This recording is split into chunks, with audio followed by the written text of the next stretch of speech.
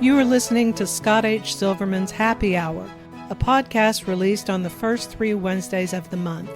Family crisis, relationship crisis, addiction crisis, no two crisis situations are the same. They vary by family, individual, and relationship. They can encompass complex family dynamics, emotional distress, anger issues, and entitlements, and often involve substance abuse. This podcast addresses these issues and others surrounding the addiction epidemic currently plaguing this country and the world. There is hope and help. Are you stuck, scared, or unsure of what to do next? If a situation with a loved one, spouse, or even a child has started to spiral, possibly becoming dangerous or threatening, it's time to seek help. My name is Scott H. Silverman. I help families navigate crisis situations. I'm the person you turn to in order to get you and your loved ones unstuck.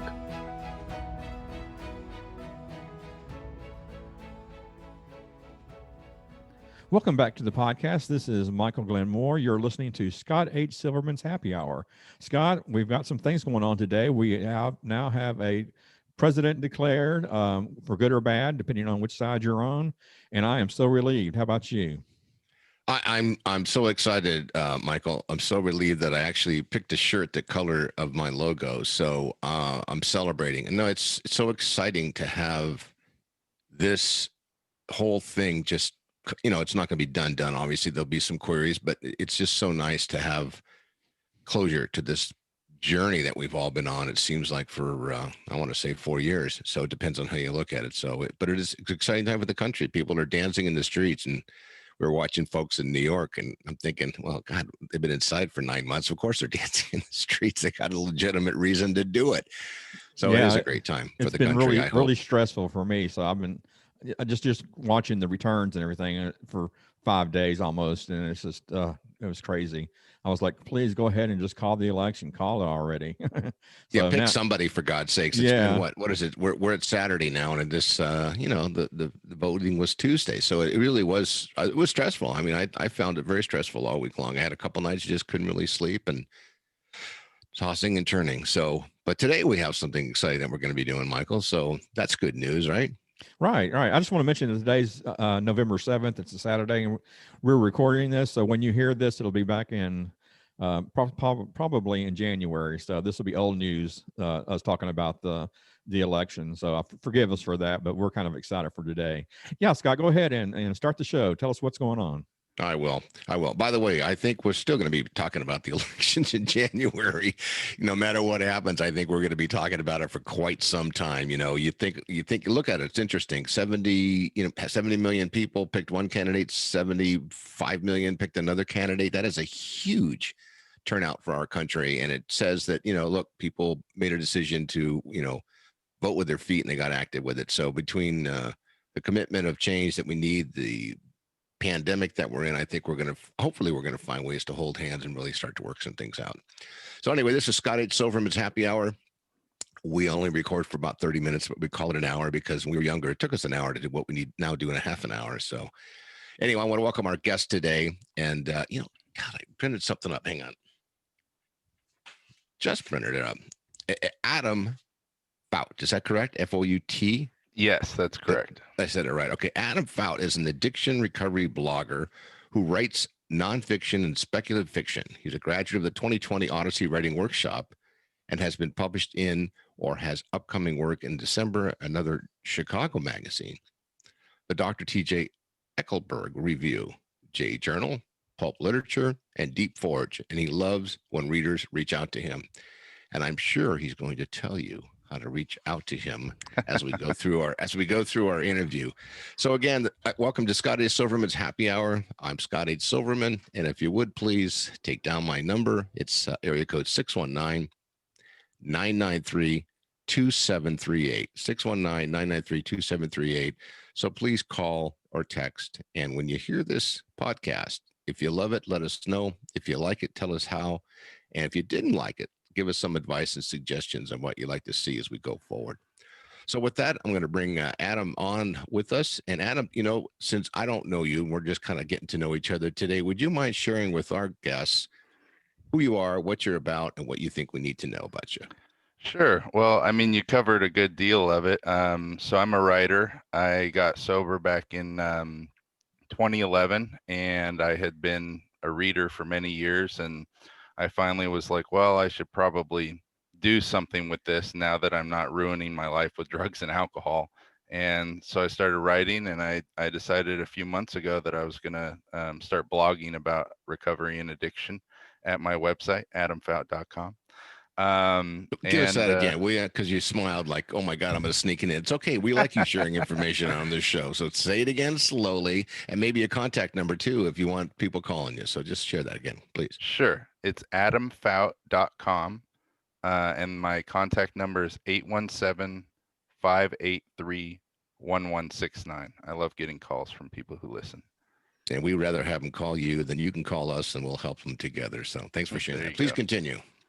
Well, that's really about it. I mean, I've been writing, recently what I've been writing, all those things you mentioned, those journals, are pieces of a memoir that I wrote about my addiction and recovery experience, half of which happened in Kansas and the other half of which happened in Texas, where I live currently. So that's kind of where I'm at right now, is that I'm moving this blog forward, and I work as a content writer and do marketing content. So it's all writing all the time for me, basically. Good for you. So share with us, what was your biggest challenge when you were attempting to get sober? So the biggest challenge for me really was giving up my old way of life, because I had lived it for 9 years, almost 10 years. And I started using when I was 17, and I did not know any other way to live. I really didn't. It was as though, because once I started, I almost immediately became an addict and an alcoholic. It was very, very fast for me. And I wanted so badly to live this way of life that you see in the movies with these drug dealers and all these crazy people. And so I'm trying to do this in the middle of Kansas, right, where there's crazy people, but not quite the same level as Blow or something like that. But I had just completely gone into this fantasy, like, drug world. And when I finally was like, I can't do this anymore, and I see how false all of this is, and how my life is crumbling around me. I couldn't let go of that lifestyle for a while. And And how old were you? How old were you then? How old were you then? 26, so I'm So you 35 started now. at 26. Okay. Yeah, yeah. Well, I started trying to get sober at about 25, so I had one aborted attempt, so to speak, at No, sobriety. I'm sorry. Let me take you back a little bit. When did you start using and Oh, abusing? okay. Yeah. So I started using and abusing when I was 17. Got it. Okay. Yeah, yeah. And then I started really trying to get sober at about 25, and I had been dealing drugs on a small level. I ended up getting arrested for that in Kansas. My roommate and I got raided. That was an interesting experience. I always tell people it was like getting robbed. They took my drugs, they took my money, they took my guns, and they left. Those son of a guns. And then they eventually put you away, right? Or no? No, they actually didn't, because if they had hit us 2 days earlier, I would have been screwed. But they came in right when I was basically empty, so they managed to hit me with some possession charges, but that was it. I'm a retired unlicensed pharmacist as well. So tell me, when you say you were kind of a small distributor, what does that mean versus a big one, a medium-sized one, and Right. So the wholesalers, right? They're the guys who show up on Blow. right? No, I was very much the lowest level. I would sell pills mostly. Oxycontin was one of my major drugs of choice. But I would meet the guys who might have, they'd have like an ounce or two of cocaine, and I would buy a little bit from them, like an 8-ball, and then go break that into tiny bags and sell that to people. Or Right. I would find, it was usually people who had some sort of ongoing pain issue, that they had some script for Oxycontin for one reason or another, and I would find these people in the oddest of places and buy all their Oxycontin and then sell the pills individually. So I was very much as low as the level goes of the Okay. dealers. So Share again, if you would, how many times and what were the attempts like when you tried to get sober? Because one of the things as a crisis coach I'm hearing all the time Mm-hmm. with families is, how do you know when someone's ready? What's it Mm-hmm. take for them to get ready? Do they need outpatient? Should they go to inpatient? They don't want to, of course, the addict, we don't want to do anything. I don't want, Right, I don't right. have, we're the ones that stands on the soapbox and says, we don't have a problem. You people just have an acceptance issue. So just Right. accept us for who we are. So from your perspective, what was that commitment like in that struggle when you finally, needed to go, wanted to go, had to go, or people around you were telling you better go? What was that like? So for a long time it was hidden, because my parents were in another state, and they were in Texas while I was in Kansas going to school, and I was able to hide it pretty well from them. And then things started to fall apart right around 23, 24 when I started to get DUIs and charges and stuff. But my focus was always on the drugs are the problem and the alcohol is the problem. Really, if I could just, I had this fantasy, if I can just smoke weed for the rest of my life, I'd be okay. And that never really worked out. I attempted it numerous times. I got, I would detox myself from Oxycontin and opiates numerous times, but then I would start drinking like a fish. And eventually, what happened was I couldn't do any of it anymore after that raid. My entire drug dealing entrepreneurship fell apart. And I found myself back in Texas. My parents drugged me to Texas, which was, probably saved my life. And I started going to AA meetings, and I started to really want what those people had. Um, that's really where the turn came from. The drugs and the alcohol hadn't been working for a while, but I didn't know any other way to live, and I just had kind of consigned myself to this life, and that there was no way out of it. And when I saw this way out, and I saw how happy these people were, I really wanted what they had. And so that's kind of where the shift came for me, was when I started going to my first required by the court AA meetings. Yeah. So a little bit of a nudge from a judge, so to Yeah, speak. exactly. So Exactly. look, you said something interesting. I like the way you framed it. I detoxed yourself off of Oxy, but then I thought I heard you say, please correct me if I got that wrong. Then you started drinking a lot. So that was Yeah. okay. So is that what you'd call a detox, or would you call that more of a substitution?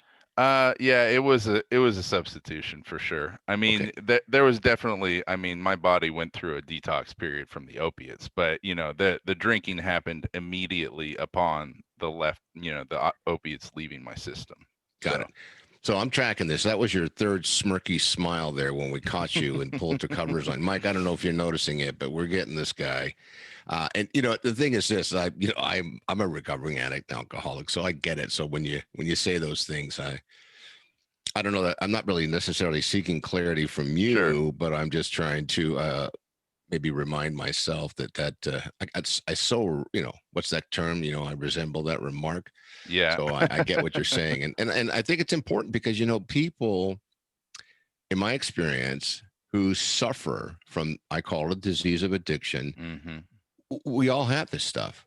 Yeah. We all go through the same kind of thing. Something forces us, or we're predisposed. We start Mhm. consuming mood altering chemicals, and then we hit a wall, and then we hopefully get help, because Mhm. the overdose rate and the morbidity rate right now, especially with fentanyl and other modalities of oxy Mhm.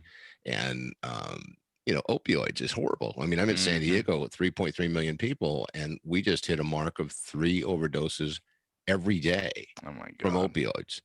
And, that doesn't sound like a lot of numbers, but when you start to add it up annually, and the factor is that, a year Mhm. ago it was half that. So, Wow.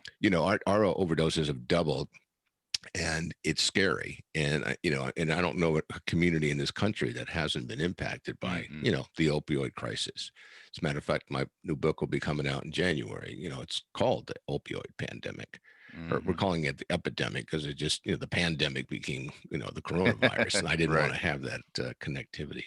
Uh-uh. So next question for you: what do you say to people who struggle with the 12 steps as a method of getting sober? So when I first came across the 12 steps, I struggled a lot with it because of the higher power requirement. And looking back, you know, I was very much in a delusional world where somehow, some way, I was trying to find a way out of the 12 steps. I was trying to find a way. Really, what I was trying to figure out was how can I moderate successfully. And every time I attempted moderation successfully, it was successful for a very brief period of time, right? But I would tell myself, this is successful. And so, you know, when I came in, I mean, I would say that I was, until about the age 23, 24, I was an atheist. And when I came in, I had a belief in something, but I don't know. I usually tell people, if that's something that's challenging you, that you're worried about this higher power aspect, you're probably thinking too hard about it, or you're not thinking enough. Either A, you're making it into way bigger of a problem than it really is, and if you simplify it, which is what I've done, if I just simplify it down, I say, well, I don't know if it's an entity, I don't know if it's a particular religion, I just know that I do these steps and something happens. There's an effect. Just like when I drink alcohol, something happens, there's an effect. I don't like drinking alcohol. I love the effect. Um, and it's the same with the steps. I don't like doing the steps, but there's an effect. And whatever's causing that effect, I stopped caring when I was beaten down enough by alcohol and drugs. I really said, whatever, it's whatever. I don't care what this thing is. You know, the other side of it is I usually tell people, well, maybe you're not thinking enough about it. Maybe you need to broaden your idea of what a higher power could be. And you're too fixated on this small idea you have of what a higher power is. And it's usually, you know, has something to do with religion. And depending on your country, it's usually whatever the major religion of that country is. So tell me, I love that the conversation. I call it the God shit issue. Pardon me, but it's a tough one, and people struggle with it or use it for an excuse, depending Sure. on how you look at it. So, and people always ask me, well, why do you need 12 steps? And I said, look, if you have such a big issue with the steps, Mm-hmm. because at my age, I said, take the elevator. Yeah. But let's just stop the arguing. But what I'd like you to do is just, because there's going to be people out there that they don't even know what you mean when you Sure. say 12 steps. I remember Sure. when I first got to an anonymous program, AA, and I heard, it was my first attempt. I had no idea, and I had no no background, no history, no understanding, about Bill and Bob and the book. And so when you talk about the 12 steps, just assume someone who's listening just going is, what does that mean? How would you explain that to someone? Sure. The 12 steps are a method by which I achieve permanent abstinence from alcohol and drugs. And one of the main requirements of it, after you get abstinent and stop drinking and stop using, is that you believe in and pray to a higher power. And the idea is that the 12 steps are this process that lead you to a miracle. And the miracle is that someone who can't stop drinking, who can't stop getting high, who suffers from this deadly disease of alcoholism and drug addiction, suddenly finds themselves able to not use and not drink without any they're not fighting it anymore. They're not doing all these things to keep themselves from doing it. They're freed from it, and that is a miracle. And the 12 steps are the process by which you achieve that miracle. So a simple way maybe of looking at it would be there are a set of tools that are easily, practiced because millions have done it. I mean, it's interesting. Science shows that if you finish a traditional 28-day program and do nothing after that, there's a 95% relapse rate. Yeah. And the studies have shown that, one modality over another doesn't really change the outcome much. There will people argue it, but if you study any kind of evidence-based, hierarchical, longitudinal study, they'll show you over time that's true. Yeah. So I'm not trying to make a point. I'm just trying to say that, we have a system that doesn't really work that great, and it requires people to do the work. And the social model of anonymous programs probably have some of the highest entry points for people for recovery. Sure. Not necessarily for treatment, but for recovery, and more people go to those things. And now that we've had this experience of being online, I know my home group, went to Zoom. I think people are struggling with it, but I think over time we're going to find this is a great new entry point for people, because you can kind of sit at home. You don't even have to have your picture up, and you can at least participate, if nothing else, just listening to other stories. which is going to come, from people. I think in the program, it's not going to necessarily come. And I run an outpatient program called Confidential Recovery here in San Diego, Mm-hmm. and we're getting ready to do just that with telehealth and trying to engage and invite people to get online and participate, so that at least they're comfortable and get a sense before they walk into, some environment they're unfamiliar with. Right, right. So next question for you. What has been your biggest challenge in your sobriety, besides trying to, keep from smiling when people catch you? Right.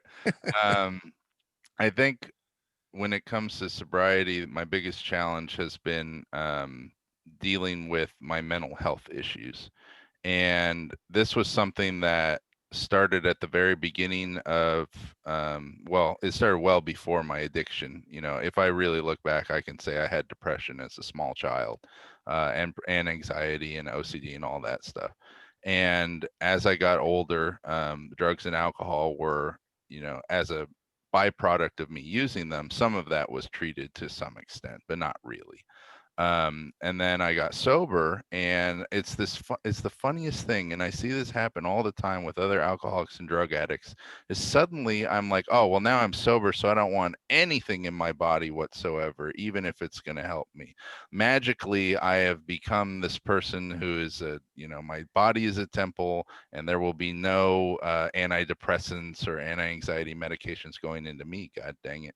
And it was crazy looking back, because after a year sober, I decided on my own I didn't need these medications anymore, and I stopped taking them. And I can't pinpoint exactly when everything came back, but I can tell you that almost a year ago, a little over a year ago, I was 8 years sober, and I walked into a psychiatrist's office. We could still walk in then, and I said, I am profoundly depressed. I don't know why. I don't know what's going on, but I need help. And I had no reason to be, right. It was very clear to me that this was a something biologically driven, and something wrong with my brain, because I have a good life. I work a pretty strong program, I like to think. I'm happily married. I've got a dog. I've got a good job. It's like there's nothing exterior that would for me to be depressed about. And this was pre-pandemic, so that wasn't happening. So struggling. So for this, basically, 7 years, I was 6 or 7 years, I was depressed, and I didn't know it, and I was lashing out. I was constantly making amends to people because of this lashing out. I have some very good friends who will tell you he was a miserable bastard to be around for a while, for a long while. And once I realized it, I was like, okay, I can't believe I've been dealing. This has been the biggest challenge by far in my sobriety, and I didn't even know I was fighting it this whole time, because I was so, I don't know, out of it. So when you walk through that door, and by the way, I believe that 95% of us who suffer from this allergy disease, Mm-hmm.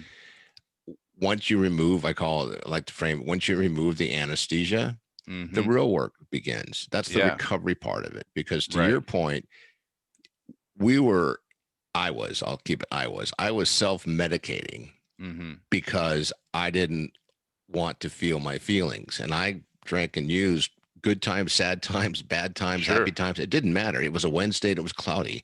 Yeah. It was a Saturday and it was sunny. I didn't really need any justification other than, when someone asked, well, why would you drink when things are going so well? Well, because I don't know how to manage my feelings. Now, I didn't understand that when I was in the middle of it.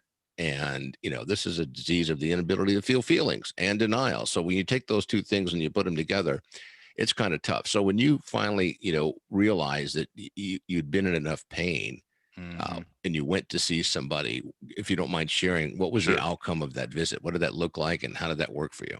Yeah. So, I mean, the ultimate outcome is that the depression is gone, and a lot of the anger I was having has been treated. I'm on multiple medications, mood stabilizers, antidepressants, and anxiety medications, non-narcotic, and they all work exceedingly well. But the outcome of that particular day is that, there was a big feeling of relief, even though it took several months for the medications to start working. I had to get on a pretty high dose of a lot of them to get to a point where it was treating what was going on with me. But yeah, it was this sense of relief and this sense of, oh my God, this is reality. Like once again, I have been blind to reality. And there was something magical about saying it out loud. Just like when, I finally admitted to myself, I am an alcoholic and a drug addict and I need help. It was that same sort of like that I am speaking the reality into the world. And now I've come to a place of acceptance that I have to take these medications and that's okay. And that's actually a good thing because now I can start getting better. You know, I share it all the time, and I believe it, that the three hardest words in the English language are "I need help." Hmm. And when you're able to verbalize those or articulate those, even if, I've seen people, we've convinced them to write it down so they won't have to say it out loud and own it. But until you do that, sometimes it's really, really hard. The concept of you can lead a horse to water, but you can't make them drink. Mm. So tell me, you've done some things and you've made some changes. Are you familiar with MAT, medication assisted treatment? Yes, I am. Okay. It's probably medication assisted treatment is simply treatment, if you will, where Mhm. you are, and, you're bringing medication in to help, methadone clinics, for example. Harm Right. reduction is another name for it. Right. And I can remember as a true advocate of 12 steps, I went through that. You don't put anything in your body. Sure. But after a while, things change and you have to learn how Mhm. to live your life differently. Mhm. And you have to replace, I figured out, 80 hours a week of being under the influence. Now I had 80 hours a week. What do I do with it? So Yeah. learning how to live life again, living life on life's terms, the phrase, was Mhm. complicated. So we at the Confidential, we've really gotten involved with that now and looking at people who, especially opioids, coming off of opioids Mhm. is really, really hard for Yeah. people. And if you can give them support or they can get support so they can cognitively be able to sit in a group and Mhm. learn and experience that change. And then, like you said, it takes a while. If you're talking about an SSRI, antidepressant or anti-anxiety Mhm. medication, the rule of thumb is it takes 30 days. So here you are, you're taking this medication, it's not working. And I've watched people, they go, yeah, I took an extra 25 milligram. I said, well, that's not the prescription. Well, if one's good, two's going to be better. Well, yeah, but unfortunately with this medication that isn't really mood altering, it just takes the body time to adjust. And I got to tell you, I remember there was a time years ago and this meeting I went to, half the people in the meeting, were killing the other people for taking it. And I Mm. was a big advocate for it. I said, look, if it makes you feel better, and you can sleep better and your family loves you better and you love yourself better, it's a tool. Why would you not? Why would you not? So it's an interesting controversy, still continues, as you know, and it's a dialogue that'll keep going, but I'm a real supporter of that. Sure. So what advice do you have for people who are newly sober? If you're newly sober, usually what I tell people is you need to act and you need to act fast and you need to act a lot. And what that means is you need to be going to a lot of meetings. You need to be working on your steps hard. If you're, unfortunately, as you've mentioned, most places you're lucky if you get 30 days in a treatment center. So I'm like, you need to be someplace where you're safe, a sober house. Maybe you need to look into if you can't do that, how can you get that stuff out of your house? Do you have to move? um, you need to be praying and meditating. You need to be whatever it is that if you're on medication assisted treatment, you need to be rigorous about taking that the way you're supposed to take it. And calling people and telling on yourself if that's getting out of hand. You need to be talking to other alcoholics and drug addicts. You need to be doing something, man. Because if you're like me, when I was out getting high, I was for sure active a lot. I was always doing something because I always had about 4 to 8 hours until my body fell apart. So I needed to be moving. And that shouldn't change just because I've gotten sober. It needs to be that same that urgency needs to be there. And if you don't have that urgency, man, I don't know how, this is going to be hard for you.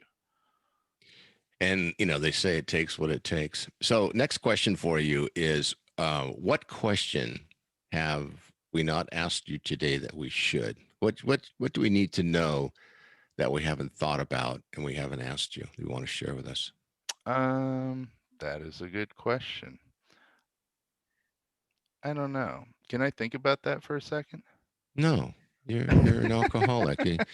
A second for you is a week and a half. Yeah, I tell you what, I'll go to the next question and you can come back to it. And maybe look at it's getting red, Michael. And maybe you can blend the two of these. This is my last question. Then I turn it over to Michael, and he hits us with something neither one of us thought about. Okay. Next question is, and this may tie into the other one. All right. If you had a magic wand with everything you've learned in your own experience and your journey, what would you tell others? I would tell other people, that it doesn't have to be as hard or as scary as you think it is. This is probably going to be the most terrifying experience of your life, trying to get sober, because everything that made you feel okay is now being taken from you. But you don't have to be scared, because on the other side of it, there is, however you're doing it, whether it's through the 12 steps, whether it's through like Smart Recovery or Celebrate Recovery, whether it's through medication assisted treatment, there is such a better life waiting on the other side of that fear. And you don't have to conquer it, you just have to go through it. You're not going to conquer fear, you just do it anyway, and take that action, and you're gonna find that life that you want to live. That's a great one. Do you want to answer the other question now, or do you want to combine those two as one response? No, I just thought of another one. You should ask me my opinion on relationships and sobriety. Okay, so what question? Okay, so what do you want to tell us about relationships and sobriety, especially those first 12 months? Because I understand that they're kind of precarious. Right. From what I've heard. So I'll tell you my personal story. I met my wife when I had 2 months sober. She had 9 months sober. I didn't stay sober. She did.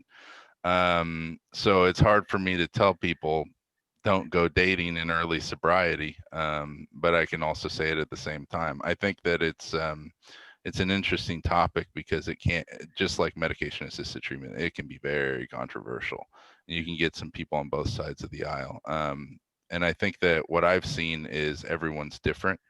Everyone has a different experience, and sometimes those relationships, they're not all going to just end in disaster. And I think, that's a little crazy for us to pretend that every single one is bad.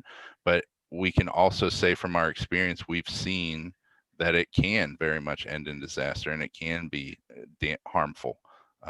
So for me, I think that's why sponsorship is such an important part of the 12 steps, as having someone who's sober and who's gone through that stuff, who can guide you through it without dropping these hard and fast rules of, stay out of relationships. Maybe for this person that's appropriate, for this person maybe not. So I don't get stuff from others, and I know I will if I don't ask this question. So what is the rule of thumb in the program about relationships the first year? Oh, that rule of thumb is that we don't get in relationships in that first year. I didn't follow that rule of thumb, and I've been sober 9 years. Right. And a lot of people who suffer from addiction don't follow rules. So sure. You are not unique in that. It's funny because I have one daughter who always follows the rules, and I have another daughter who doesn't follow the rules. And they're old enough now that we think they're hopefully past any exposure to being addicted to anything mood altering. But a real quick story, then we're going to wrap up. Sure. Right now I'm seeing it's funny because of the pandemic, what a great opportunity for people to get help, things are changing. But what I'm seeing is when families call me with a son or a daughter and they're addicted to something they're telling me they don't want to go to treatment because they're concerned about getting the virus while they're in treatment. And I said, so what are they doing while they're home? Well, they're shooting heroin.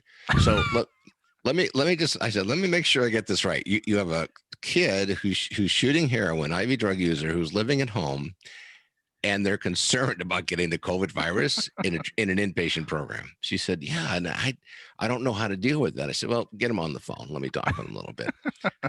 Because, it is tough, but I wish I had something like that. I would have probably spent another year out there, and who knows, maybe I would have, expired. So yeah. but it's fascinating, this disease of denial. Mhm. So I'm going to turn it back over to Michael, and he will ask the question that neither one of us thought about. Michael, over to you. Thank you, Scott. Adam, you're a writer, and you said earlier that your books are based on your journals from back when you were using. Is that your writing considered to you something to deal with your sobriety and your recovery? And if so, how? Yeah, I think it is. I think that for a long time I had sort of compartmentalized that part of my life and just said this is the life that came before, and it's not even a life really. It wasn't. But there were real people there who were suffering real harm at my hands, and there were real things going on that had real consequences. And so by going back through that, I think it did help my recovery a lot because it allowed me um, to parse some of that and to make peace with it. Because a lot of those people that I wrote about are dead. And I don't know that I ever really dealt with that. Because I didn't do a whole lot of therapy, and we didn't really go into some of those deaths and just some of those situations, and then just some of the lost relationships. People that I was very close to who have completely cut me out of their lives for very good reasons. So yeah. Are your books available on your website or through Amazon? Yeah, so a lot, if you go on to my website, you'll be able to read a lot of those stories for free. Oh, cool. Okay. All right. So why don't you go ahead and end the show now with your quote? Okay. My quote is that anybody can get sober.